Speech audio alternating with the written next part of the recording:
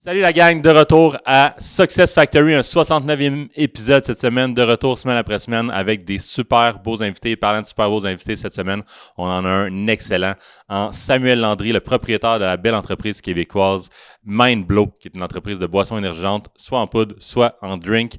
Et il vient nous parler, c'est la première entreprise de boissons énergisantes à base de nootropics au Canada. Des nootropics, vous n'avez peut-être jamais entendu ce nom-là, mais vous allez l'entendre très certainement dans les prochains mois, années. C'est cette petite chose-là qu'on met dans les drinks pour aider aux capacités cognitives. Comme on pense à la mémoire, on pense aux réflexes, un petit boost d'énergie. C'est surtout très, très bon, je vous dirais. Je vous invite à aller y goûter. Là, vous pouvez vous en procurer sur son site en ligne. On a eu une vraiment belle discussion. Pour vrai, on a passé de parler de son développement de produits, de comment il pense intégrer des nouveaux marchés. Ça fait que l'entreprise est quand même jeune, mais c'est une belle ligne vers le haut. C'est une belle croissance qu'il y a. On a parlé du fait qu'il était papa, comment il arrivait à gérer ça à travers avoir une entreprise. C'est un multi-entrepreneur aussi, faut pas l'oublier. Et c'est ça. On a parlé aussi de son approche par rapport à la création de contenu, comment que justement il voit la création de contenu, comment avant il faisait que du contenu sur sa propre marque et que là il a intégré comme sa propre brand personnelle à travers du contenu, de parler d'autres choses aussi. Et c'est aussi le host d'un tout nouveau podcast, pas ordinaire, allez voir ça, c'est d'une superbe qualité, il reçoit des super bons invités aussi. Et je vous invite à aller regardez ça sur son YouTube, Spotify, Apple Podcasts. Mais avant d'aller regarder ça, je vous invite à regarder notre épisode.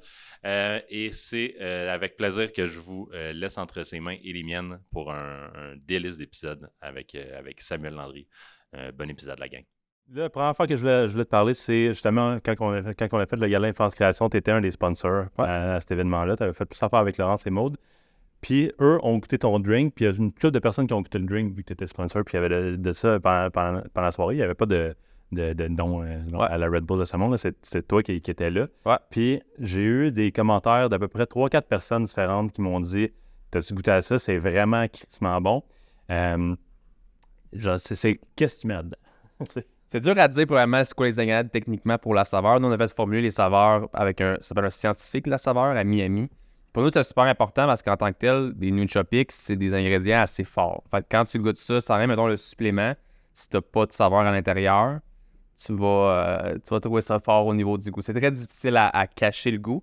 Fait que nous, on s'était dit, on veut faire découvrir les nootropics aux gens, qui découvrent autre chose que juste la caféine, comme à repousser ses limites cognitives un petit peu, mais on voulait pas y aller au détriment de la saveur aussi. Fait qu'on a travaillé très, très fort pour avoir des saveurs, puis on a changé 3 fois de personnes pour faire notre saveur. Parce qu'au départ, on faisait ça sur un coin de comptoir. C'était pas super rassurant d'essayer des choses, de faire comme ça goûte la merde. Vraiment, on va-tu accepter que ça goûte peut-être pas exactement comme que je voyais ça? Puis finalement, quand on a trouvé le gars à Miami, les 2 premières saveurs, ça a été les premières shots qu'il nous a envoyées. Il nous a demandé des lignes directrices. Il dit, moi, ce que je vois pour vous, c'est ça. Vous avez déjà un supplément pink limonade. C'est une saveur qu'il n'y a pas beaucoup de gens qui ont. On essaie quelque chose. Il nous a envoyé ça, puis premier essai, on capotait sur nos 2 saveurs. Fait qu'on a lancé eux en janvier 2023. C'est ça, en solide. Justement, pour mettre en contexte les auditeurs qui ne savent pas nécessairement c'est quoi un nootropic, tu peux juste me faire un 3-4 lignes là-dessus. Ouais, dans le fond, un nootropic, c'est un ingrédient naturel ou synthétique qui aide à augmenter les performances cognitives. Fait que techniquement, le monde ne le sait pas, mais la caféine, c'est un nootropic. OK. Fait que on appelle ça en passant un nootrop, c'est quelque chose qui va jouer sur tes fonctions cognitives. Quand tu en as plusieurs ensemble puis que tu crées un blend, il y a beaucoup de gens qui en prennent, mais comme de façon individuelle. Ils vont prendre la L-tyrosine parce qu'ils veulent tel effet. Ils vont prendre la théacrine pour tel effet. Quand tu viens de les mettre ensemble, c'est là que tu as plus de bénéfices. Donc, tu viens combiner un pour l'énergie, un pour le focus, un pour la dopamine, un pour la sérotonine. Fait que tu te ramasses avec un blend d'effets. Puis il y a certains qui marchent en synergie, qui vont diminuer les mauvais effets des autres. Fait que, mettons, nous, on a de la théacrine qui venait diminuer les effets négatifs de la caféine. Fait qu'au lieu d'avoir de l'énergie pendant juste 1 heure, 2 heures, ça allait jusqu'à 6 heures. Puis ça enlevait l'espèce d'effet de perte d'appétit, des fois la patate qui pompe ou whatever. Fait que c'est vraiment super intéressant d'aller dans ce monde-là. Puis tu vois qu'ailleurs dans le monde, c'est très populaire. Puis ici, ben on dit encore ça, puis les gens sont comme, de quoi tu parles? C'est un mot que j'avais jamais entendu parler, puis j'imagine que je suis pas le premier à te dire. Vraiment pas. Est-ce que, quand tu parles de justement augmenter les fonctions cognitives, la caféine, c'est juste un boost d'énergie. Ouais. est-ce qu'il y a d'autres fonctions cognitives qui sont améliorées justement en prenant un daydream? Ouais, fait comme je disais, il y a mémoire, OK. il y a bonne humeur à cause de la sérotonine, il y a l'effet de motivation grâce à la dopamine, il y a comment tu retiens l'information. Puis en général, qu'est-ce qu'on le premier mot, comme il est décrit aussi, vraiment le focus, donc la concentration. Fait que c'est vraiment, oui ou pas la caféine, quand tu as un effet d'éveil, on peut appeler ça que tu vas augmenter ta concentration. Un peu le meilleur ami d'un petit TDAH en 100%. Fait qu'on a beaucoup de clients qui, puis encore là, c'est pas des conseils médicaux, mais qui diminuent leur consommation de vivance ou autre, ou un des choses que moi, dans le passé, j'avais des problèmes de mon côté, de consommer des médicaments de prescription sans ordonnance. Moi, j'ai jamais été diagnostiqué TDAH, mais je le faisais de façon récréative pour travailler plus fort. Puis on le sait que c'est un fléau dans les universités et dans les cégeps. Fait qu'on a beaucoup de jeunes qui commencent à aller vers nos boissons parce qu'ils se rendent compte qu'ils ont des effets vraiment super intéressants.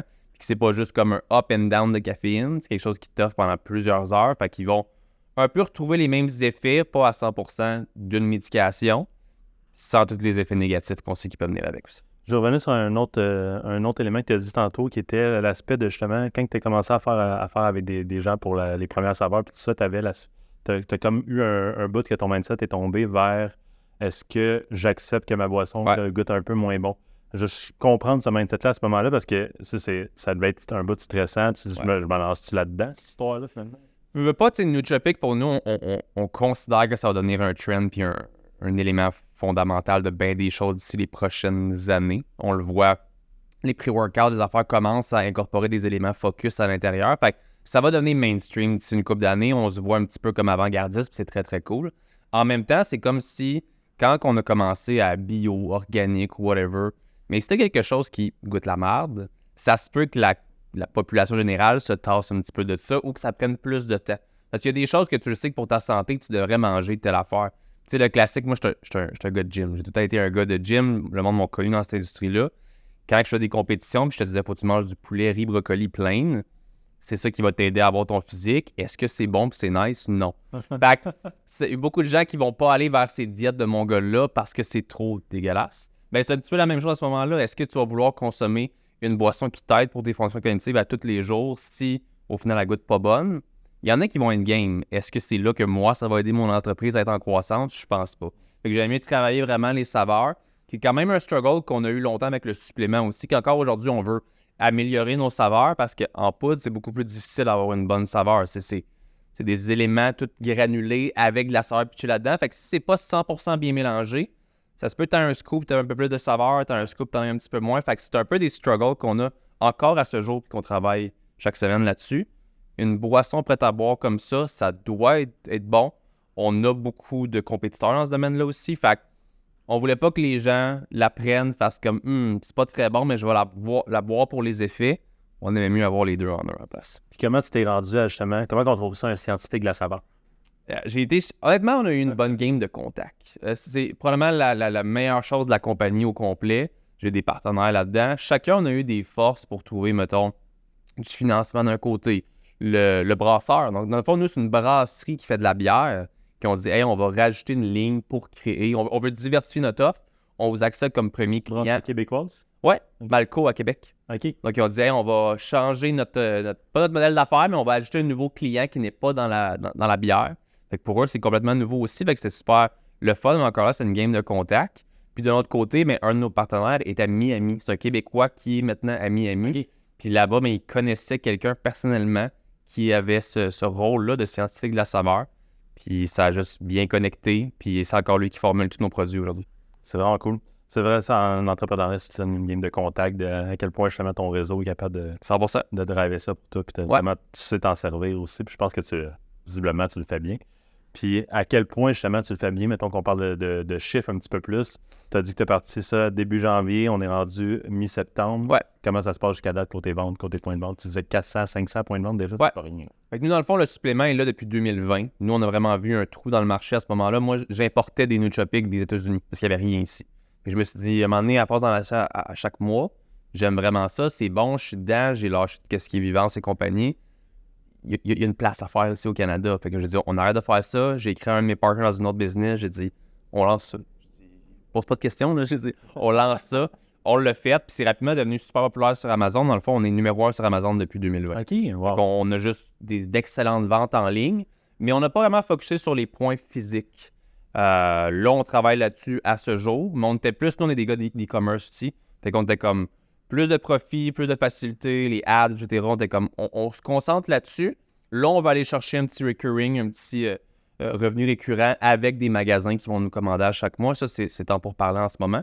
Pour les canettes, ben, c'est un petit peu l'inverse parce que le shipping au Canada est excessivement cher. Donc, en ce moment, on en vend des 12 puis des 24 packs en ligne, mais à coup de miettes parce que je comprends le consommateur qui ne nous connaît pas, qui ne connaît pas les nootropics, de se dire est-ce que je vais me commander ça sans même savoir si c'est bon ou si ça marche. Il veut en goûter une en premier. Fait qu'on a trouvé des très bons distributeurs. Ils ont commencé à nous distribuer dès février de 2023. On s'est ramassé avec 400-500 points de vente à travers le Québec. Aucune enseigne globale. Donc, c'est pas Métro qui ont dit « let's go, on vous embarque tous ». C'est vraiment plusieurs points indépendants. Et là, à l'automne, c'est là que nos négociations commencent pour essayer de rentrer de façon massive dans soit une chaîne, soit plusieurs chaînes, soit des exclusivités. C'est là qu'on va essayer de voir les possibilités pour nous de... Parce que c'est le plus gros struggle dans le côté distribution et produits alimentaires. On veut que notre client nous trouve. J'aurais beau mettre 1 million en marketing. Si mon client me dit « ouais, mais c'est où que je le trouve ça? » Fait qu'on est là-dedans en ce moment. Fait que oui, on a des beaux chiffres. Là, on en parlera si tu veux. On a eu un petit avis de rappel dernièrement avec Santé Canada, nos grands amis qui sont en croisade contre les boissons énergisantes. Fait que ça a un petit peu mis sur pause qu'est-ce qui est growth au niveau des points de vente. Mais on est là-dessus en ce moment. Puis on a de compagnie jeune, on a de l'énergie, on a de l'expérience, non pas dans ce domaine-là. Fait qu'il y a beaucoup, beaucoup d'apprentissage sur le tas. Mais on est juste tellement passionné qu'on est confiant que ça va continuer d'aller bien. C'est quoi les apprentissages justement des autres? Parce que t'es quand même ça fait longtemps que tu crées ce contenu. Tu t'avais fait du fitness aussi avant. Ouais. C'est quoi les autres apprentissages que justement ça te sert bien là en ce moment? Moi, j'étais un gars de tech. Fait que je veux dire, quand j'étais jeune, on habitait dans les bois. Fait qu'au lieu d'aller voir mes amis, vu que j'avais pas de livre de mes parents ou whatever, ben j'étais sur l'ordinateur. Fait que j'apprenais à faire des forums étant jeune, etc. Fait que j'ai toujours vraiment aimé ce côté-là. J'ai mon background théâtral qui m'a aidé à faire de la création de contenu aujourd'hui. Fait que création de contenu est probablement ce qui m'aide le plus à faire des stories, faire des posts. Je peux faire du Photoshop, je peux faire du Premiere Pro, je peux faire n'importe After Effects, je peux faire n'importe quoi en ligne. Fait que ça l'aide beaucoup à sauver de l'argent pour avoir du contenu tout le temps pour l'entreprise. D'un autre côté, mes basic skills pour qu'est-ce qui est d'être sur un ordinateur, je pense que ça sert vraiment au quotidien. Autant pour qu'est-ce qui est... tu sais, oui, on a des développeurs, on a des gens, mais si quelque chose arrive et que mon développeur n'est pas dispo, je peux m'en occuper. Tu peux réagir. Je peux faire n'importe quoi sur le site web pratiquement, ça peut me prendre 2 fois plus de temps que lui, mais je vais toujours le faire. Du codage, n'importe quoi, je suis capable de le faire. Fait que toutes ces skills-là m'ont aidé dans tous mes business, m'ont sûrement fait perdre du temps beaucoup parce que je suis un gars qui a de la difficulté à déléguer aussi. Donc, je prends beaucoup de leadership dans chacune des tâches. Là, avec les années, en vieillissant avec les enfants, je commence à apprendre à déléguer. Mais je te dirais que mes skills en tech, derrière un ordinateur, derrière un clavier, c'est ce qui m'aide au quotidien avec Mindblow. Pourquoi tu as de la misère à déléguer? Sûrement une qualité défaut, on va l'appeler comme ça. Je pense que c'est juste comme ça. Je suis un gars qui a toujours de la difficulté avec l'autorité. Que c'était boss, j'ai de la misère avec ça. D'un autre côté, je suis un qui est très critique. Puis en même temps, je suis un humain qui aime pas décevoir les autres ou qui aime pas être méchant avec les autres. Fait que le côté boss qui essaie d'être un leader positif et qui essaie de faire de la discipline, je suis pas très bon là-dedans. Fait que quand que je dois déléguer, puis que je sais que, mon Dieu, il faut que je monte ça, puis après, il faut qu'il le fasse à mes standards, puis c'est pas fait, je dois apprendre à laisser un peu puis à accepter que ce soit pas fait à la Sam. Quand Sam, des fois, ça se peut qu'il le fasse pas à 100% non plus. C'est mon 100% à moi visuel. Comme là, quand c'est mon développeur qui fait quelque chose, c'est fait bien mieux que moi. Si je le fais, ça se peut que ce soit à mon image que moi je voulais. Quand d'autres fois, ben j'ai peut-être quelqu'un au service à la clientèle qui fait pas exactement le type de réponse que j'aurais voulu donner. Fait que c'est beaucoup de laisser aller que je dois apprendre avec les années, que je me rends compte que, tu sais, là, ça fait 2-3 ans que j'ai appris à déléguer, que ça fait vraiment du bien à son horaire de vie aussi. Je veux pas que les enfants, j'ai pas le choix de le faire en même temps, mais c'est encore in the work. C'est important de le faire, sinon, si tu veux, justement, si tu as un désir de croissance, Ouais. si tout ton temps est passé à faire des petites tâches, ça va être difficile d'avoir une solide croissance. Exact. C'est fait. Parlons de... Juste une petite question rapide sur tes produits, encore sur tes ventes. Ouais. Par rapport à t'as 2 gammes de produits, je peux dire un petit peu tes cannes puis la poudre. Ouais. C'est quoi le pourcentage entre les deux des ventes à peu près? En ce moment, c'est sûr que vu que c'est un marché complètement différent, un qui est physique, l'autre qui est en ligne, je te dirais qu'on fait peut-être 90% le supplément en ligne en ce moment. Vraiment. C'est vraiment différent parce que, je veux dire, la canette, en ce moment, où est-ce qu'on en est là, puis encore là, on est terme dans notre réponse, je veux dire, l'objectif, c'est d'être c'est la distribution. Donc, en ce moment, c'est même pas une game de profit, c'est une game d'être plus disponible pour le client. Vu que c'est une compagnie qui marche bien en synergie du fait qu'on a beaucoup de profit avec le pot, c'est facile pour nous de réinjecter puis jouer avec ça. Puis ça, c'est le long game. Le pot, c'est le short moyen terme. Parce que c'est déjà rentable et ça nous permet d'avoir de la liquidité pour jouer avec ça. Les pots, carrément, t'ont apporté comme un certain fond de roulement, apporté une certaine rentabilité rapide, mais tu vois ça vraiment comme étant plus niche, puis les cannes qui vont te driver du revenu. Oui, parce que quand même, ça, je veux dire, n'importe quel consommateur va aimer ça. Oui. Quelqu'un va, oui, avec plaisir. Moi, je vais en prendre une petite aujourd'hui. J'en ai déjà pris dans la tête. Qu'est-ce que j'allais dire? Le supplément, tu veux pas, quand on le dit comme ça, supplément. Incroyable. Ouais, moi, les Pepsi limonade, je suis un vendu. Mais t'en prends plusieurs par. T'en prends pas se poser. Quand j'ai des podcasts comme ça, je me dis, je vais pas laisser quelqu'un en boire une devant moi sans en prendre une. Des fois, je prends le supplément le matin, puis des fois, je vais prendre autre chose. Des fois, je prends un café pour m'en prendre un. Moi, je prends ça 5 jours semaine. Okay. Les week-ends off de tout stimulant, me laisser un repos, c'est ce que je conseille aux gens à la maison aussi de faire. Même le café, on devrait faire des jours off. On devrait laisser nos neurotransmetteurs, tout ça, avoir une petite pause pour être capable d'avoir les pleins effets tout le temps, puis de ne pas être dépendant de ça non plus, je veux pas. Même si c'est un excellent produit, c'est comme n'importe quoi. Si tu en prends tout le temps, peut-être que l'effet va être moins là aussi. Fait que pour venir à ta question pour le supplément versus ça, le supplément, il y a encore beaucoup de gens qui l'attribuent trop à un supplément, qui le voient comme c'est un pré-workout ou c'est pour les gamers, pour les jeunes, pour ça. Techniquement, c'est pour n'importe qui. Comme moi, j'adore le prendre versus ça aussi. Mais ça, c'est un peu plus mainstream. C'est un peu plus les gens ont l'habitude de prendre une boisson énergisante. Fait que je pense que ça, c'est notre gros marché. L'autre est juste là que la rentabilité est présentement. J'ai l'impression qu'il va y avoir un shift dans le temps qui va se faire un moment donné. Mais pour l'instant, dans tous les cas, ça reste Mindblow qui grossit. Fait que même si ça resterait tout le temps que le pot serait le plus populaire, je serais pas tant déçu. Est-ce que tu as l'impression que ce shift-là, s'il se fait, ça va être une question de justement un nouveau marché qui se développe à travers? Parce que tu parles des gamers, oui, c'est bien connu. Ils sont tous sponsors par, j'ai oublié le nom de la brand, là, vite de même. J-Fuel. J-Fuel. Puis les pre-workouts. Mais est-ce que tu as l'impression que c'est comme un travail qui va se faire par lui-même ou tu vois ça peut-être comme un défi puis tu as le goût de éventuellement faire une campagne plus marketing vraiment plus at large pour comme développer cette comment je te dirais ça, cette habitude-là sur un nouveau marché? C'est sûr qu'eux ont été vraiment très nichés avec le gamer puis ils sont mis à 100% là-dedans. Est-ce qu'il est trop tard? Tant qu'à moi, il n'est jamais trop tard pour rien. C'est sûr que nous, en ce moment, on essaie d'avoir des niches tout en étant mainstream un peu. C'est difficile de faire du marketing si tu vises tout le monde.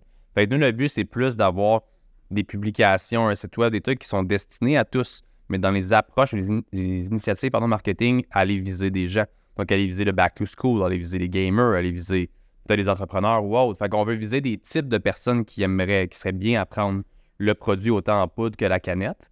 En ce moment, c'est juste plus facile de vendre le supplément parce qu'il est disponible en ligne. Il est sur Amazon numéro 1, il y a full de social proof. Tu peux le commander en 24 heures. La canette, c'est un autre défi quand même. Les gens doivent la tester en personne avant. Fait que, qu'est-ce qui pourrait faire le chiffre? Ce serait plus vraiment une question de distribution où est-ce qu'on serait dans plusieurs continents, dans plusieurs pays, qu'on aurait beaucoup de recurring, qu'on aurait, tu sais, tout là peut faire vraiment la différence rapidement. Mais c'est le genre de produit que quand tu le testes, tu aimes ça, tu veux le refaire. Le supplément, c'est un peu la même chose, mais vu qu'on n'a pas nécessairement la même expérience de goût, c'est possible des fois que des gens fassent comme « Ah, j'ai moins aimé ça ». Techniquement, le supplément est vraiment plus fort que la canette aussi. Fait que pour les gens qui veulent vraiment comme l'expérience complète nootropique, le supplément est plus fort. Lui, on parle plus d'un day-to-day qui est une parfaite alternative à tout ce qui est un café ou une boisson énergisante qui n'a pas de nootropique. Parce que nous, on veut être présenté à côté de nos compétiteurs. On veut pas avoir une rangée nowhere dans le bio puis qu'on est tout seul là.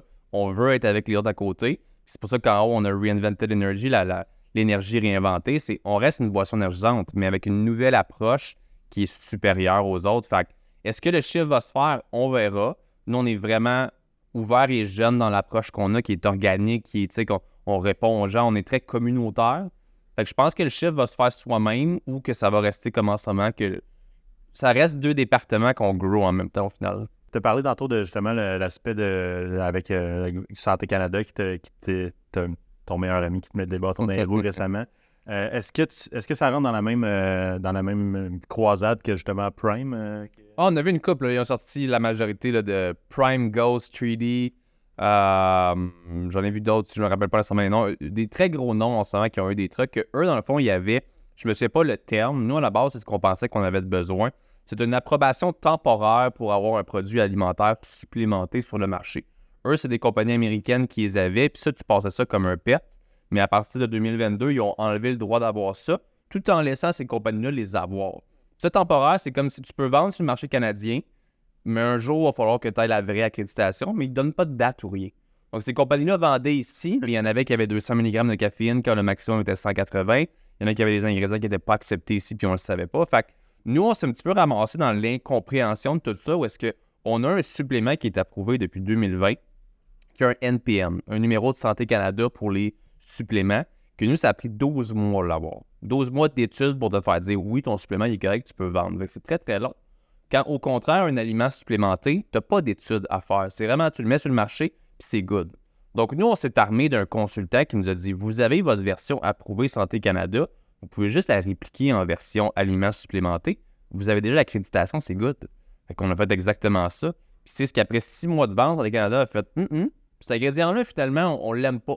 On le trouve vraiment dangereux, donc ils ont décidé, ils m'ont appelé un jeudi soir à 8h le soir pour dire ce soir, il y a un avis de rappel, il y a un article, le Journal de Montréal va vous reshare, nanana, on va vous mettre sur Twitter. Moi, j'étais comme, man, OK, tu sais, qu'est-ce que je fais ça? Puis là, elle me dit, est-ce que vous voulez faire un rappel volontaire? Je dis, c'est quoi un rappel volontaire? J'ai dit, je peux-tu ne pas le faire? Volontaire. Si je dis non, je suis involontaire. Elle dit, ben là, on pourrait demander au gouvernement de faire plus d'étapes. J'ai dit, ben, on va être gentil, on va le faire de façon volontaire, on va écouter. Fait que dès le lendemain, on a vu les articles sortir, on a vu les trucs un petit peu partout sortir, que c'était un ingrédient qu'ils jugeaient dangereux à l'intérieur de Mindblow, mais qu'ils nous ont laissé avoir dans le supplément en disant dans leur papier qu'il est sécuritaire. Fait que là, nous, on se ramasse là-dedans à devoir sortir des milliers de canettes, à détruire, à payer des frais à nos distributeurs, à perdre de l'argent, veut pas, nos initiatives marketing de l'été un petit peu scrappées, et d'un autre côté, mais expliquer aux consommateurs, guys, c'est pas dangereux, le supplément, il est encore là, puis c'est la même chose, mais ils ont décidé que dans une canette, là, c'était dangereux. Fait que c'est juste vraiment difficile pour nous, des fois, de jouer avec la bureaucratie comme ça. Santé Canada sont très...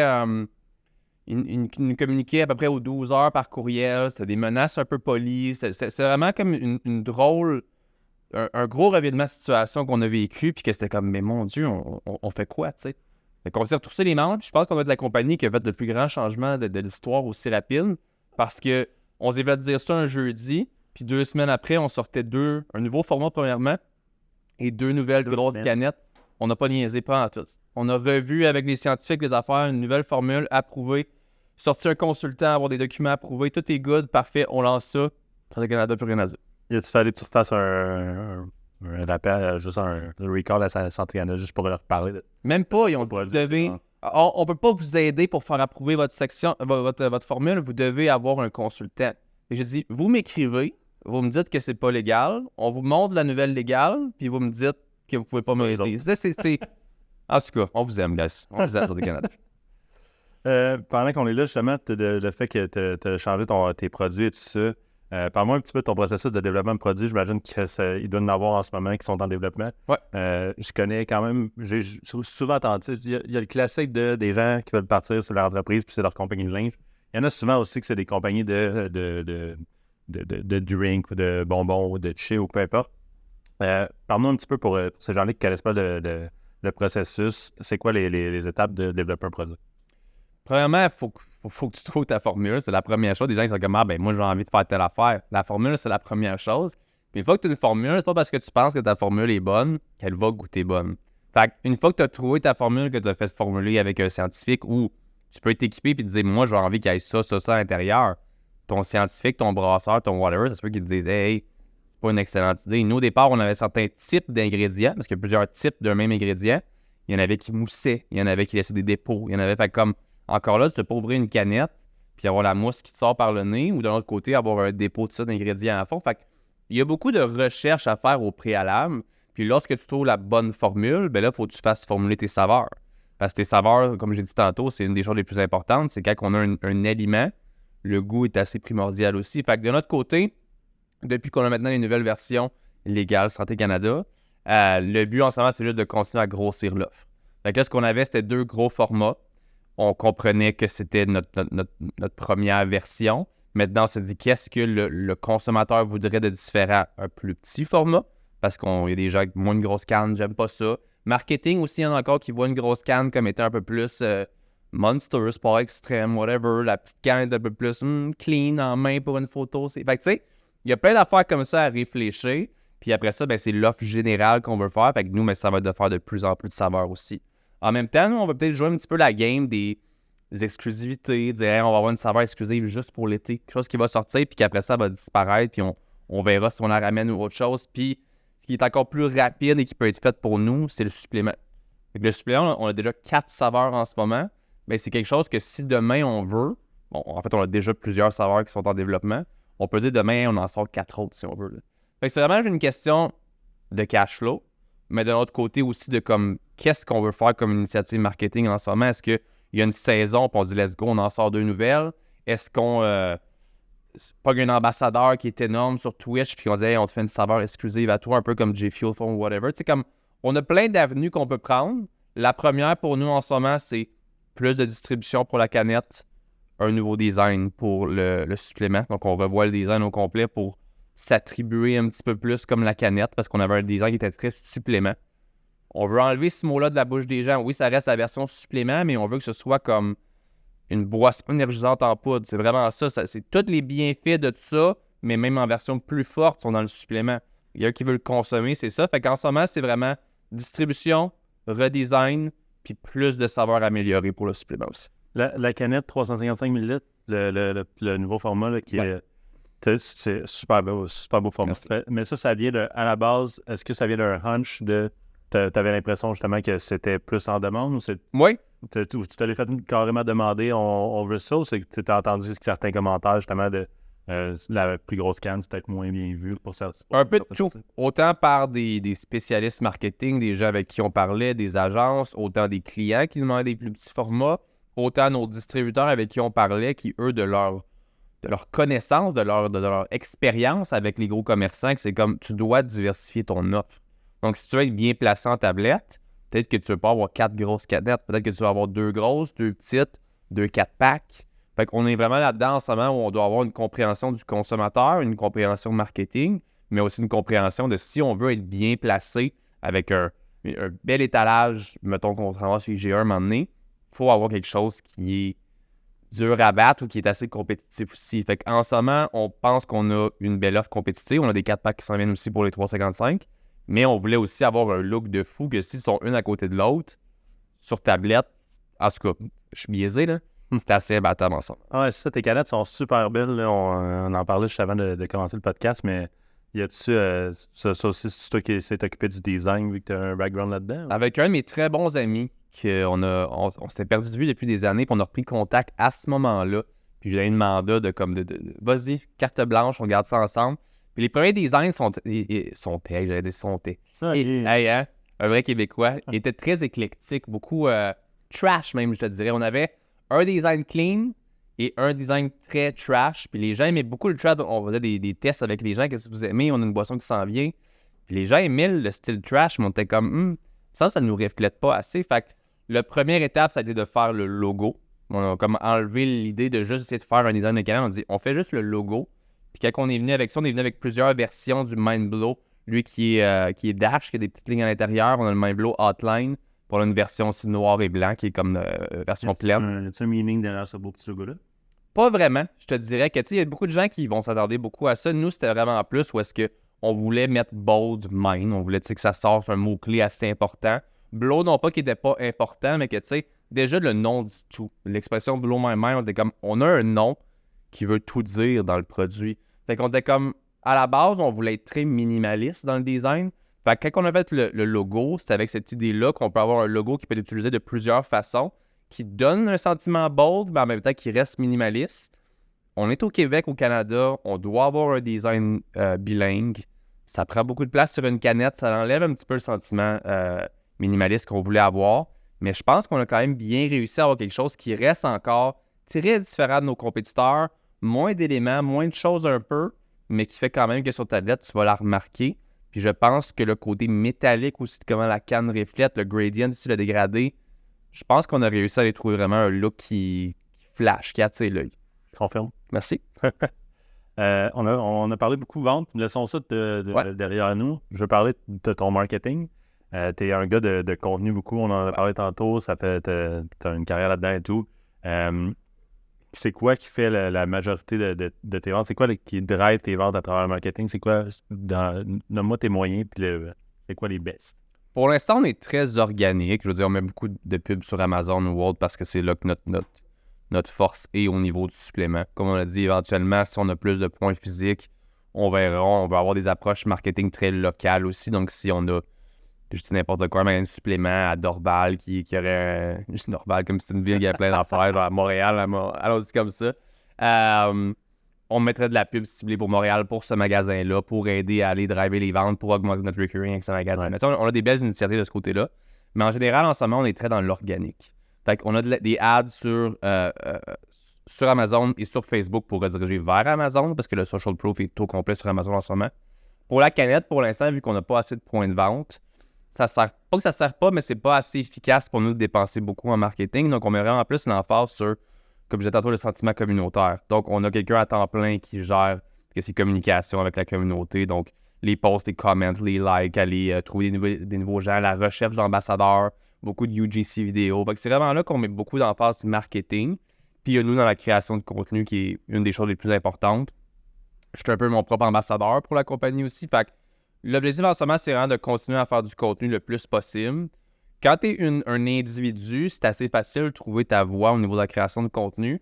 Quand tu es une compagnie, des fois, c'est un petit peu plus disparate. C'est un peu plus compliqué, je trouve, de trouver une bonne ligne directrice. Au niveau du brainstorm, au niveau d'avoir des idées? Au niveau de la compréhension de ce que tu veux faire, parce que c'est facile de dire je fais n'importe quoi, n'importe quand, puis aujourd'hui, je bois une canette, puis je dis de la merde. Comme, ou tu peux aller vers une ligne directrice qui est comme parfait, je fais tel type de contenu, je sens que ça pogne, je vais rester vers ça. Comme ce qu'on avait fait au départ, c'était de faire beaucoup des Day one in the creation of. Fait que c'était, mettons, aujourd'hui, c'est le jour 1 de la création de la canette. Qu'est-ce qu'on a fait aujourd'hui? Genre le vlog, si on veut. Oui. Ça a quand même pogné beaucoup. Après ça, on a fait un peu plus de comme aujourd'hui, on pack une commande. Ça aussi, ça pognait quand même beaucoup.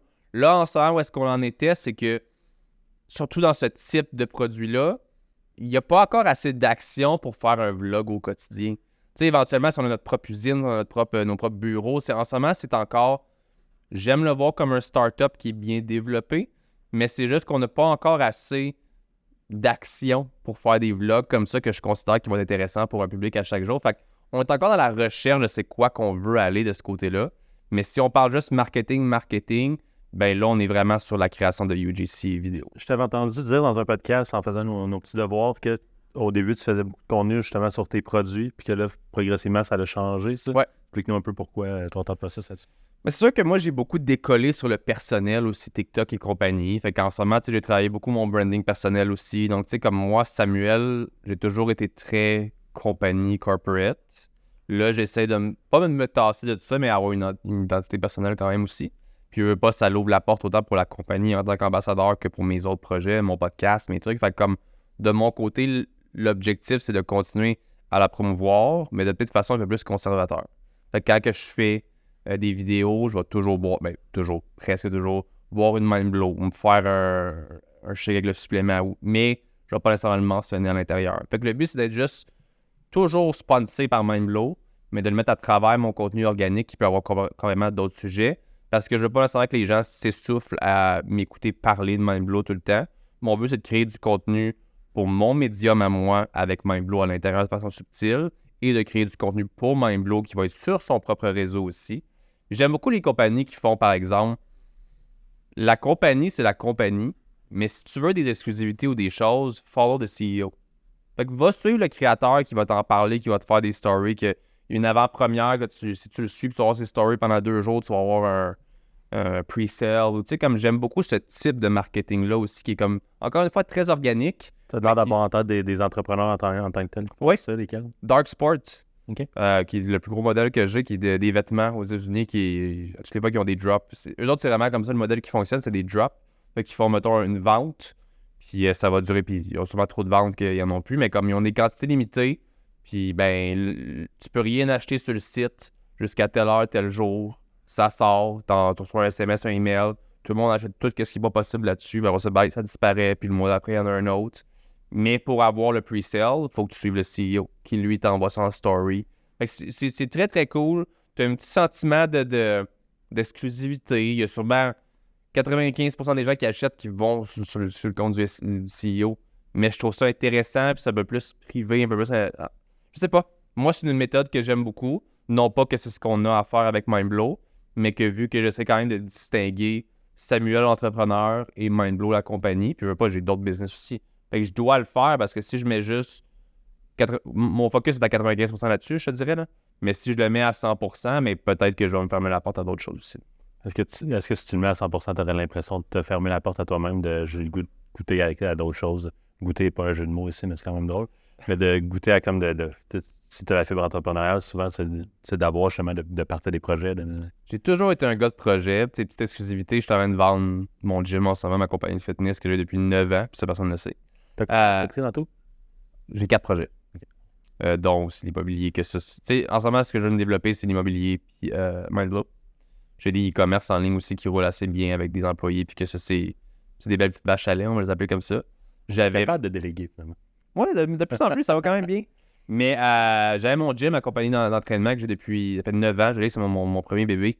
Puis j'ai fini par perdre la flamme un petit peu. J'ai fini par perdre l'intérêt. Puis en ce moment, je suis en processus de vente parce que je me rendais compte que ça diluait davantage mon focus, puis mes heures, puis tout ça. Puis encore une fois, je suis un gars qui est à 100% dans tout, mais tu peux pas l'être parce que tu comprends ce que je veux dire. Dans le sens, j'essaie de me donner à 100% dans tout, mais tu te rends compte qu'à un moment donné, mais tu dissolves quasiment d'un bord puis de l'autre. J'ai mes enfants, que je vais être un papa ultra présent aussi. Fait que je me rendais compte que j'étais plus nécessairement heureux dans cette situation-là, puis que je perdais du temps. Je perdais du temps à pouvoir améliorer cette compagnie-là qui me passionne vraiment. Fait que, en ce moment, je suis en train de me départir un peu des projets puis des choses, des responsabilités que je me vois pas nécessairement faire à long terme, qui sont moins payantes, que je suis moins passionné, parce que je ne fais pas juste ça pour l'argent, je le fais vraiment. Je suis un gars qui aime travailler.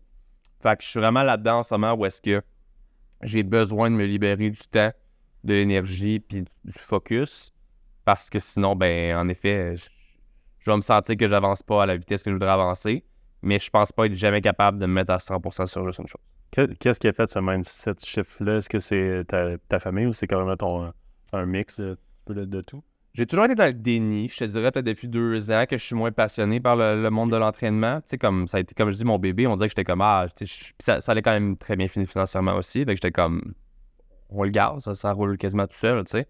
Le peu de responsabilité que j'avais était assez pour me déranger quand même, par contre. Dernièrement, j'ai eu des pertes d'employés. J'ai eu un été très difficile au niveau de... En ce moment, on le vit énormément, là, l'espèce d'inflation, de perte d'argent, comme ma femme qui est coiffeuse le voit. Moi, au gym, ça a été catastrophique l'été. Fait que ça m'a fait comme... Si nos stratégies qui ont fait vraiment leur preuve depuis les 3 dernières années, qui nous font beaucoup d'argent, ne fonctionnent plus présentement. Oui, l'été, c'est une passe un peu smart, mais même là, c'était autre chose. C'était vraiment comme du jamais vu, là. Fait je me suis juste dit, est-ce que je veux continuer à faire ça? Des employés qui ont perdu pas beaucoup d'argent parce qu'il y avait moins d'heures, etc. Fait que j'ai juste pris tout ça d'un coup, puis je me suis dit, it's enough. Tu sais, ça a été un chiffre qui a dû être fait en perdant de l'argent au final, mais que je me suis dit, si je continue à le faire, je vais perdre encore plus d'argent. Puis autant des fois pour le bien, tu sais, il y a l'ego qui rentre là-dedans, que t'es comme, non, je peux pas. Je suis un gars qui est drivé par l'échec dans la vie. J'ai échoué dans tout ce que j'ai fait, puis ça m'a vraiment appris énormément. Ça, par contre, on dirait que je me permettais pas de me dire que comme tu peux échouer, puis tu peux passer à autre chose. Des fois, j'échouais, je relançais. Mais là, j'avais juste plus l'énergie de le faire, puis c'était comme la meilleure chose pour tes employés, pour la business et pour toi-même, c'est que tu sois plus là.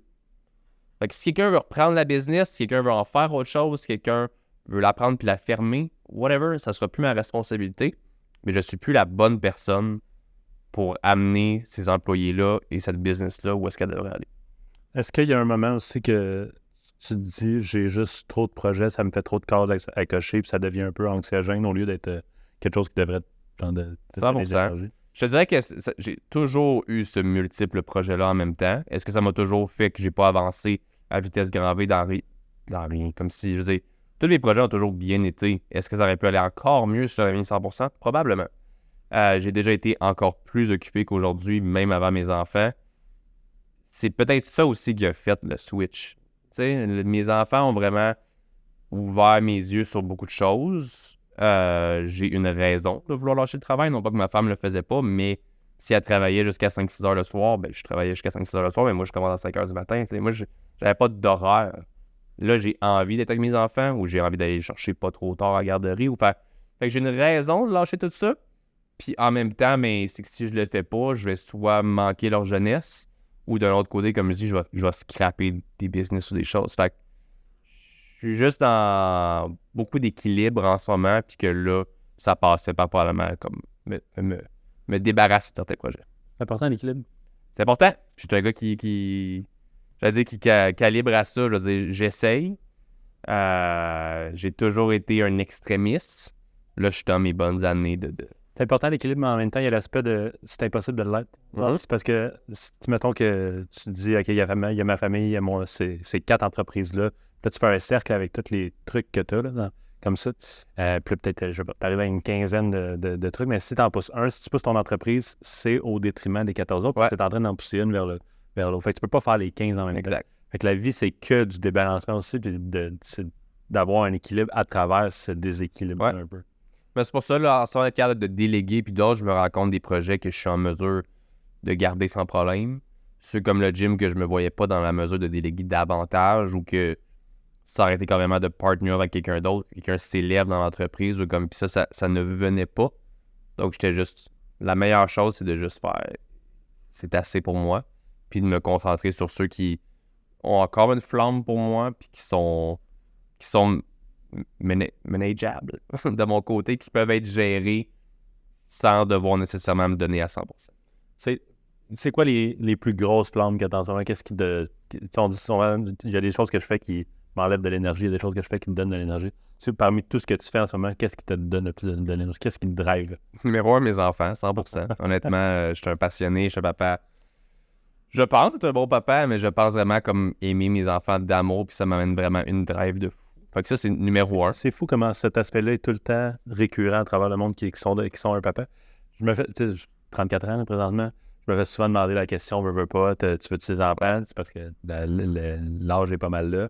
Je suis encore, même à 34 ans, dans un mode de ça arrivera quand ça arrivera. Mais, tu sais, je suis quelqu'un de très, très, très, je vais dire ce mot-là, mais en mode YOLO dans la vie. Okay. Je veux comme tout vivre le plus possible avant d'arriver à ce mon lit de mort. Je veux avoir été à 100%. 100%.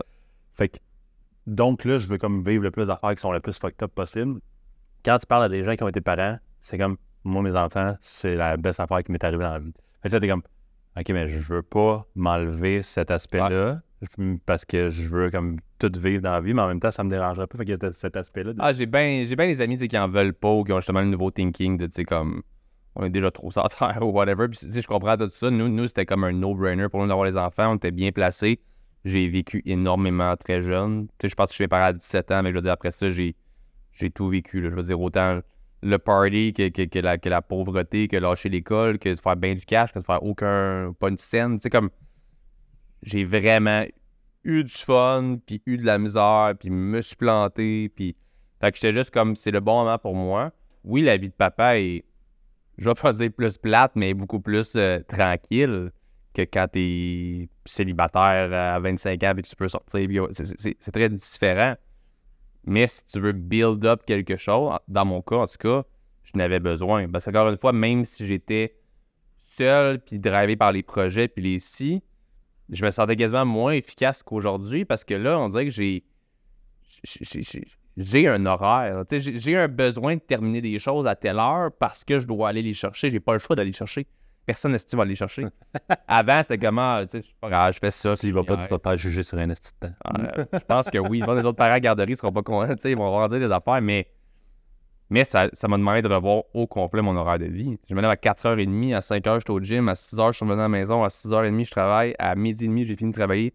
Ma deuxième journée commence avec mes enfants. Puis, tu sais, j'ai un sale style de vie aussi qui fait que je suis capable de travailler fort, mais d'être vraiment présent. Mais pour revenir à ta question de mes autres passions, en ce moment, je suis vraiment sur Mindblow. Mes enfants, c'est ce qui me drive à travailler. Ce qui me donne envie de travailler, c'est Mindblow en ce moment. Mes autres projets, non pas qu'ils me passionnent pas, mais tu sais, des e-commerce, des choses des fois qui sont un peu moins, tu sais, je fais du dropshipping, je fais des trucs, c'est moins, t'as moins d'identité. C'est en plus des belles machines à argent. Fait que oui, c'est le fun de faire de l'argent. Est-ce que je suis drivé par l'argent? Je suis un gars de chiffres, je suis un gars d'argent, oui. Moins que dans le passé aussi. Moi, c'est ma famille doit être heureuse. Je suis un gars très conservateur, très économe. Plein de placements pour les enfants déjà. Tu sais, on est très dans moi et ma femme, dans ce mode de vie-là. Je n'ai pas besoin de grand-chose pour être heureux en toute franchise. Mais j'aime travailler. Puis quand j'aime plus travailler, ça fait un petit peu comme là, tu sais, avec mon entreprise de coaching, j'étais comme, si t'as même pas le goût d'aller travailler à ton gym, d'aller voir la gang ou whatever, c'est comme quelque chose qui marche pas, là. Quand au contraire, je suis juste, t'es pas chez nous tout seul, en bobette, puis que j'ai le goût de travailler sur my blow, ça me parle quand même, tu sais. Le vrai bonheur. Ouais. Travailler sur mon entreprise en bobette. C'est merveilleux. Je veux juste revenir sur un mot que tu as dit qui était le fait de bâtir. Est-ce que tu penses que bâtir quelque chose, puis bâtir, tu sais, je pense à aussi bâtir une famille. Puis est-ce que une partie du bonheur passe justement par bâtir, le fait de comme bâtir quelque chose, dans le sens que, tu sais, on est souvent dans le, je pense à justement la vie que tu parlais d'avoir un 20 ans, j'essaie de tout vivre, puis j'ai l'impression qu'il y a beaucoup de monde qui sont dans ce mode-là, qui sont souvent comme un petit peu brisés par ce mode de vie-là, de je chase la dopamine rapide, puis tout ça, puis même si sur le moment, tu vas être bien heureux et tout ça, genre, quand ça te débuzz de ça, tu vas, hop, là, je suis pas bien. Dans le fond, je me sens de même, je me sens comme ça, anxieux, stressé. Puis, alors que quand tu bâtis quelque chose, c'est fucking stressant bâtir quelque chose. Je parle d'une famille, j'ai pas vécu ça, mais je sais à quel point ça peut être distinct et tout ça, de par le fait. J'ai quand même honte 13 fois. C'est quand même, c'est bon. J'en ai vu un puis un autre, mais je sais à quel point ça peut être stressant, puis, mais sauf que c'est on dirait que plus tu mets des forces sur quelque chose, plus tu vas en ressortir comme un certain bonheur, une certaine fierté. Oui, 100%. Je veux dire, tout le monde, on crave la dopamine à Star pas avec nos téléphones, nos affaires. Il y a du reward à chaque pas qu'on fait maintenant. Puis je suis le premier qui, tu sais, j'ai fait toutes mes notifications. Après 13 heures, il n'y a plus rien qui sonne sur mon set. C'est comme il y a des choses que tu dois te forcer à faire. Puis on le voit même dans les relations, parce qu'il y a bien des gens que, aussitôt qu'il y a une problématique, c'est fini ou c'est whatever. Puis c'est beaucoup de, tu sais, j'ai été là-dedans où est-ce que, tu sais, j'envoyais des filles back-à-back. Puis à un moment donné, tu te dis. Aujourd'hui, tu sais, des fois, pour ma part, on est tout ouvert comment on s'en parle. On est comme, tu sais, des fois, on s'ennuie du. Tu sais, la première fois que tu rencontres quelqu'un, la cruise, le si. Mais juste quand tu y penses après, de tout recommencer, de tout reparler de ta foutue vie, d'écouter la sienne. C'est des choses, il est comme. C'est du blabla d'encore et encore et encore et toujours recommencer. Fait que comme ça devient éphémère, un peu même les gars ou les filles qui couchent à gauche, à droite, ou est-ce que c'est juste tu recommences encore et encore. Tu sais, je veux dire. Un moment donné, de bâtir pour moi une relation, c'est quelque chose qui est difficile, là, mais qui est pas mal plus rewarding sur le long terme. C'est comme, tu sais, justement, tu bâtis quelque chose, puis quand tu bâtis quelque chose, mais ça vient que tu vas bâtir plein d'autres choses. Si tu veux juste bâtir une relation d'un soir, puis après que tu as reward, tu as le sexe ou whatever, c'est fini après. Nous, ben, je veux dire, toutes ces affaires-là sont déjà faites. Fait qu'est-ce qu'on peut faire à cette heure, c'est choisir un nouveau voyage ou trouver une nouvelle maison, bâtir une nouvelle maison ou développer des projets ou faire comme. Bâtir, pour moi, c'est beaucoup plus passionnant. Bon, à l'âge que j'ai maintenant, je vais avoir 30 ans bientôt, mais en même temps, c'est juste... Je me sens plus efficace au travail, je me sens moins fatigué, je me sens plus en santé, moins stressé de tout ça, à bâtir des choses qu'à juste tout le temps goûter l'éphémère, qui est juste comme un recommencement tout le temps. Fait que pour mes projets, oui, c'est un peu la même chose aussi. Pour moi, je suis comme... Encore là, rien contre les gens que leurs journées sont répétitives sur, mettons, un 5 à 7, un 7 à 4, un whatever, tu sais, comme sur un chiffre. De mon côté, j'ai pas cette personnalité-là. Mais encore là, j'ai une famille. Si demain, tous mes projets plantent, jamais je vais m'asseoir sur mon cul. Puis je veux dire, je suis trop fier, mais en même temps, encore là, est-ce que j'irai travailler? Je relancerai un projet sûrement. Mais mes enfants sont trop ma priorité pour que je laisse ça tomber, tu sais, que je leur enlève pas nécessairement leur mode de vie, mais tu sais, tu comprends ce que je veux dire? Là? Je veux dire, je vais jamais les mettre dans le besoin ou peu importe. Mais définitivement que bâtir, c'est beaucoup plus rewarding, même quand tu t'en rends pas compte. De, comme pour quelqu'un à l'externe qui nous voit puis qui se dit comme, hey, c'est ça, genre avoir une relation puis avoir moins de sexe que tu en avais avant d'être en relation, puis de devoir te coucher à 9h parce que t'es brûlé, parce que tu es levé à 4h30, puis avoir des enfants qui pleurent, puis changer des couches, puis tu vois rapidement tout le négatif, mais tu peux le compter sur des doigts. Tout le positif que tu en ressors, puis la quantité de choses plus nice à bâtir, puis le fun de voir ta femme revenir du travail, puis de comme bâtir quelque chose à long terme, pour moi en tout cas, c'est pas mal plus nice que n'importe quoi. T'as bien phrasé, c'était un bon segment. Merci. C'est un bon segment. Revenons à Mindblow un petit peu. Ouais. J'ai entendu dans un podcast que tu regardais agressivement le reste du Canada et les USA pour aller développer ça. Parle-moi de où est-ce que tu es rendu dans ce processus-là jusqu'à présent. En ce moment, on a à peu près 30 000 canettes de prix aux douanes aux States. C'est la merveille de l'import-export. Où est-ce que, tu sais, ça prend des mois, des années à faire approuver des produits ici, mais après, t'es good. Là-bas, ça prend 2 jours, 2 documents, mais après le processus d'importation, mon Dieu que c'est compliqué. J'ai la chance d'avoir un partenaire qui était à Miami qui gère ça présentement. Fait que c'est vraiment juste où est-ce que, là, il y a eu une petite erreur d'un document manquant, puis que l'entreprise de shipping s'est trompée, puis il l'a quand même shippé. Fait qu'en ce moment, ça dort chez mon distributeur américain. Eux sont prêts à vouloir le lancer, mais ils n'ont pas l'autorisation de sortir ça de leur entrepôt parce que le document d'importation n'est pas finalisé. Fait que ça fait 6 mois, peut-être pas 6 mois, peut-être 4 mois qu'on est supposé déjà avoir commencé à vendre là-bas, mais c'est retardé à cause de tout ça. Là-bas, on part de façon très conservateur, parce qu'encore une fois, on a 2 startups, on a un partner là-bas, on a tout ça, fait qu'on a des contacts pour se lancer, sans nécessairement avoir un investisseur qui injecte 25 millions puis qu'on peut se lancer à large non plus. Est-ce que ça va venir demain? On ne le sait pas. Mais pour l'instant, on y va de façon conservateur où on a un bon distributeur qui a beaucoup de points de vente là-bas, qui va juste faire le tour, faire goûter, faire des 30D, comment tu dis ça, là, comme des consignes de 30 jours. C'est comme, on va y aller de façon conservateur pour que les gens commencent à nous découvrir là-bas. Le supplément est rendu sur Amazon.com en FBA. Fait que tu sais, comme on grossit de façon progressive vers les États-Unis. Puis ben là, on est en recherche et négociation pour un distributeur canadien. Parce que là, on a un beau distributeur québécois. Mais encore là, ben, le Canada, ça reste assez grand aussi. Non pas comme les États-Unis, puis oui, Québec est probablement la province la plus active en termes de vente et achat. Mais on veut quand même être disponible ailleurs. On a beaucoup de gens qui nous écrivent de l'Ontario, etc. Fait que c'est en processus de se faire aussi. Côté développement et croissance, ça serait quoi justement ton endgame là-dessus? Endgame? Ouais. Tu te vois où, là? C'est quoi quand tu regardes, moi, I made it avec Mindblow, là. Déjà là, je trouve que tu as déjà 400-500 points de vente. Ça se dit vraiment bien au Dragon, en passant. Ouais, ça se dit bien. Mais jusqu'à date, tu as vraiment une belle croissance et tout ça. Mais quand tu regardes, la plus grosse step que tu vois en ce moment, c'est où dans le niveau croissance? C'est sûr qu'on a beaucoup d'ambition. Quand je dis on, je pense que je peux parler au niveau de mes partenaires aussi. C'est sûr qu'on veut grossir de façon exponentielle à toutes les années. Je veux dire, pour moi, j'ai pas nécessairement de chiffre ou rien. Est-ce que, tu sais, c'est tôt pour se dire un jour, hey, j'espère me faire acheter par un grand. Puis je veux dire, on est tous des gars qui on est là pour faire de l'argent, on veut pas. On verra si ça arrive un jour, peu importe. Mais c'est sûr qu'on a, je pense, un très beau produit, un très bon produit. On a quelque chose de nouveau. On est dans le trend. Notre plus grande peur, c'est juste de peut-être pas être assez rapide versus d'autres qui vont avoir plus de fonds ou autre. Fait qu'on travaille très fort pour se faire connaître, etc. aussi. Le premier but est d'être partout en Amérique. Fait que ça, si on se voit en Amérique du Nord, premièrement. J'ai beaucoup de contacts et d'amis en France. Fait que le côté francophone là-bas aussi, on pourrait le développer. L'étape numéro 1 pour nous, c'est de rendre le supplément plus disponible sur différentes plateformes Amazon. Fait que c'est une des choses les plus... Quand tu parles de différentes plateformes Amazon, tu parles de... .com, .ca, .fr, ça, c'est une façon de grossir assez bonne et progressive, sans être aussi compliqué que... Parce que, tu sais, il y a les documents... C'est bon. Il y a les documents d'import-export et tout ça, il y a tu faire activer ton produit, mais une fois que c'est fait, il faut que tu trouves un distributeur, il faut que tu trouves ça, est-ce que tu as une usine là-bas?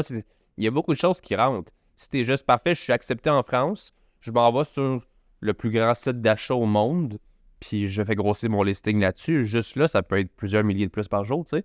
Fait que pour nous, ça, c'est la version 1 de ce qu'on vise pour grossir Mindblow. Même chose pour la canette un petit peu, parce que la canette, on pense être capable rapidement d'être sur Amazon aussi en FBA pour des 12 packs. Mais c'est sûr qu'on veut principalement être disponible dans la majorité des points de vente canadiens et américains pour ensuite voir quel genre de croissance mondiale on peut faire avec ça.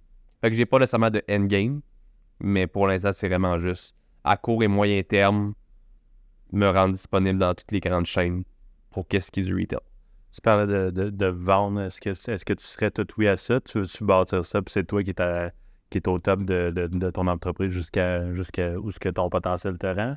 Ou est-ce que si justement tu te fais approcher par un gros nom puis on vous achète pour tant, tu vas écouter? Pas à court terme, mais c'est certain.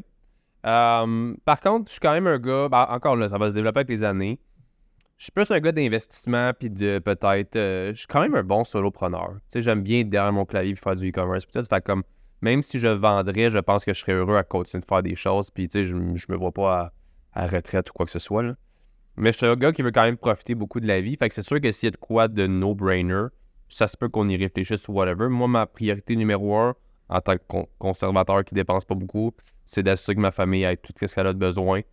On n'a pas des gros luxes en tête non plus, mais tu sais, je veux le classique, une maison, un chalet, peut-être un bateau, voyager quand on veut. Tu sais, comme j'ai pas besoin du yacht, puis du ci, puis du ça.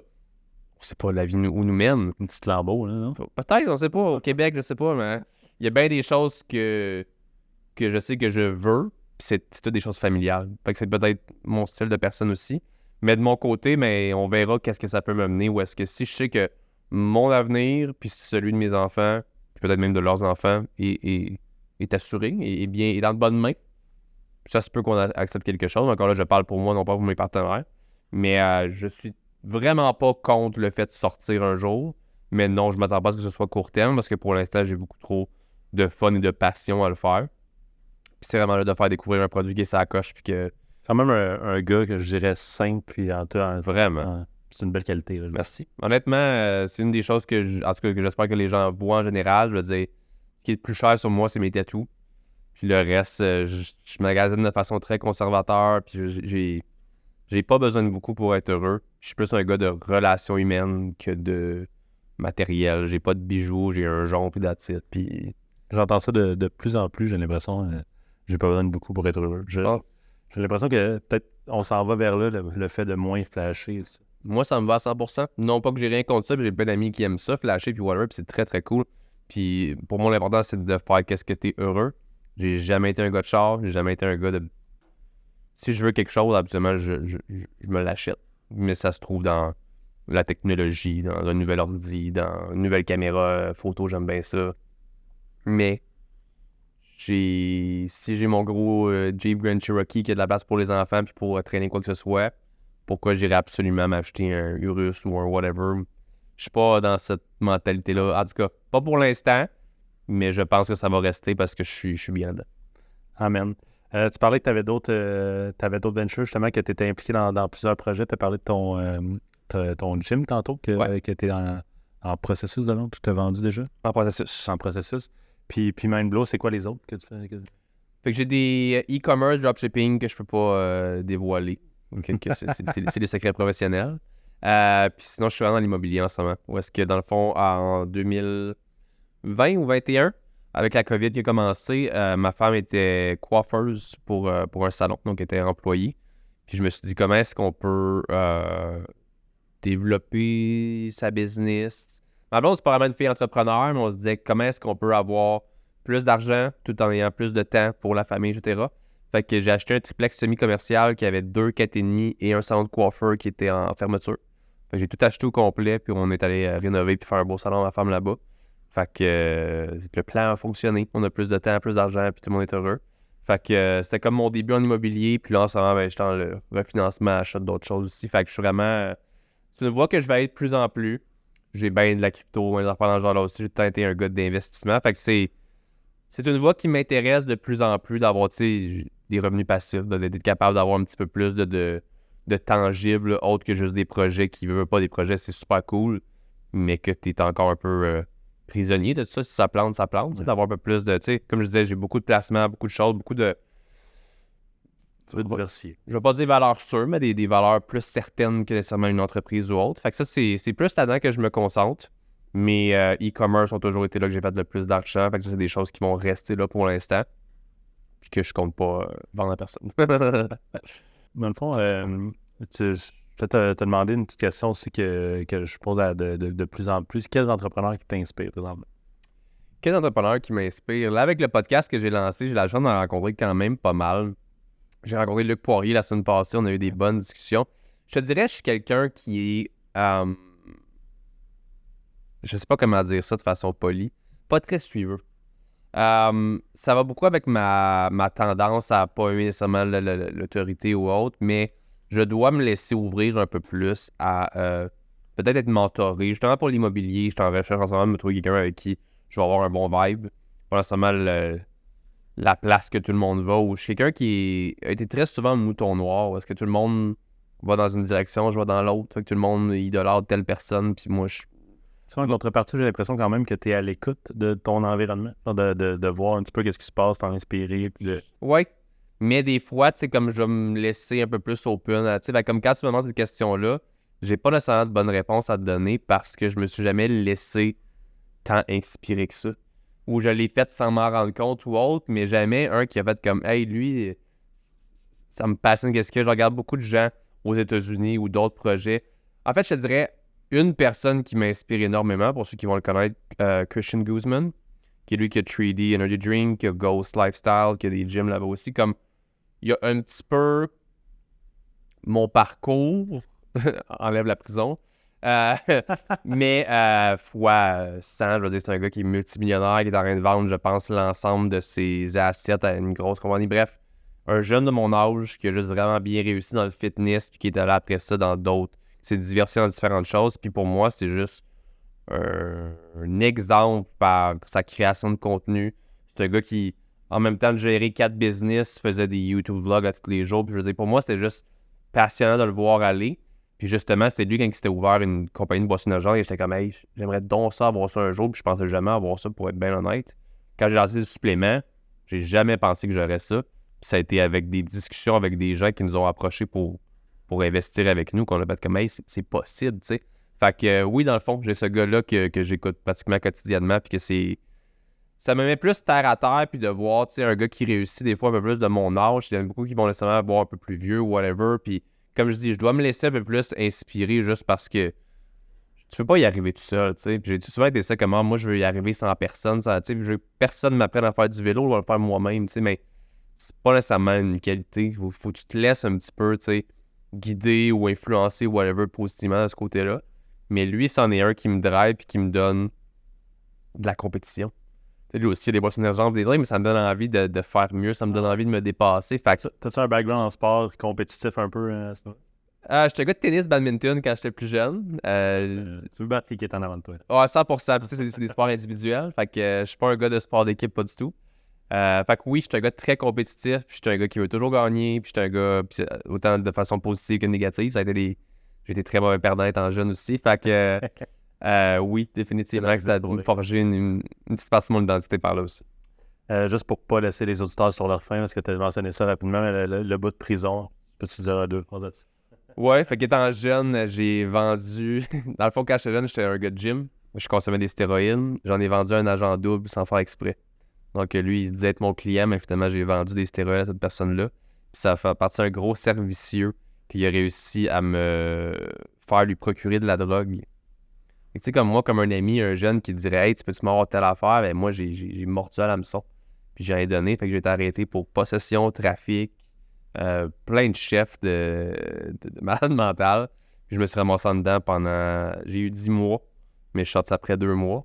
Mais tu sais, j'en parle plus ouvertement sur mon TikTok si pour les gens veulent écouter l'histoire complète, mais c'est pour dire que ça m'a réellement forgé l'identité que je suis aujourd'hui parce qu'à l'époque, j'avais des mauvaises fréquentations, des mauvaises décisions. Les groupes avec qui j'étais, on disait que je voulais juste me faire accepter puis faire partie d'un groupe puis quand c'était vraiment pas des bonnes personnes. Fait que ça m'a juste fait comprendre que c'était pas la personne que j'étais. C'est pas que ces gens-là que je veux être. J'ai beaucoup plus d'ambition puis de volonté que ça.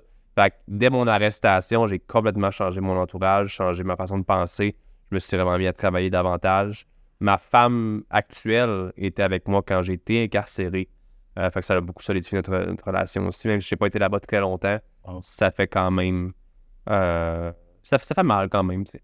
Fait que pour moi, ça a vraiment solidifié plusieurs choses dans ma vie, dont ma relation, pour me faire comprendre que, bon, c'est pas la personne que je veux être, puis les gens que je voyais là-bas, c'est comme, ben, c'est pas dans tous les cas, mais en général, c'est pas nécessairement... Ça ressemble à ça.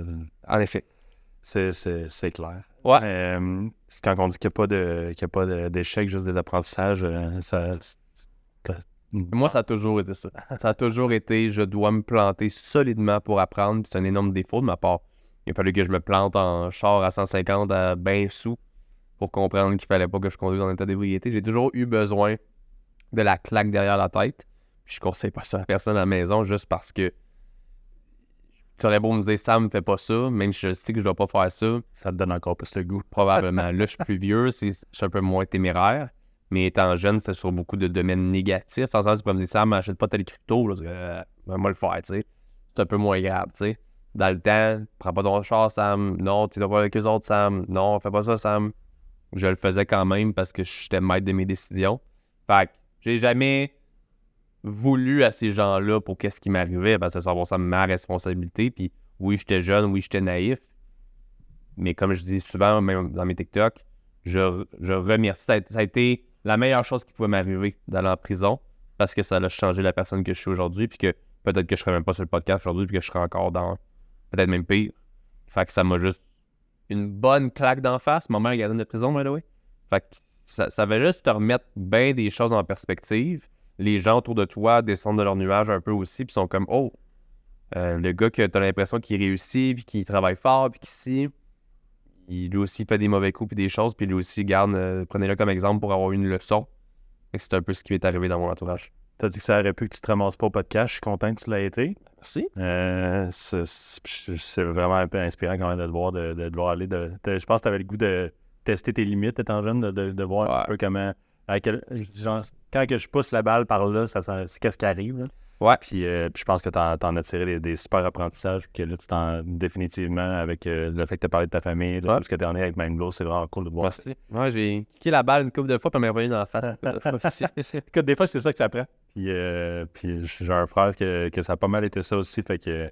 Puis là, aujourd'hui, père de famille, 2 enfants aussi. Puis c'est vraiment inspirant de le voir là, ce qu'il a rendu. Fait que. Il y a des types de personnes que c'est ce qu'ils ont besoin. Moi, c'était ça, puis là, tant mieux que je comprends un peu plus vite aujourd'hui. Content de t'avoir parlé un petit peu plus deep, mon cher Sam. C'était un plaisir de te recevoir au podcast. Si les gens veulent se procurer du Mindblow, tu disais Amazon.ca, tu d'autres endroits sur le site. Amazon.ca, Mindblow Energy pour qu'est-ce qui est du supplément, Mindblow Energy pour les canettes pour les 12 et 24 packs. De plus en plus, on va être disponible dans différents points de vente aussi, vu la relance de la version 2.0. On a une map interactive sur le site web qui va présenter à chaque semaine les nouveaux points qui vont être dessus en même temps. Puis à l'automne, avec un petit peu de change, on va pouvoir faire une belle grande annonce qu'on va être disponible dans davantage de grandes succursales. Tu arrives pour procurer ça. Les malades roses, c'est vraiment, vraiment, vraiment excellent. Les gens m'ont pas menti. Je te souhaite un excellent succès, mon frère Sam. Merci beaucoup. Merci de l'invitation.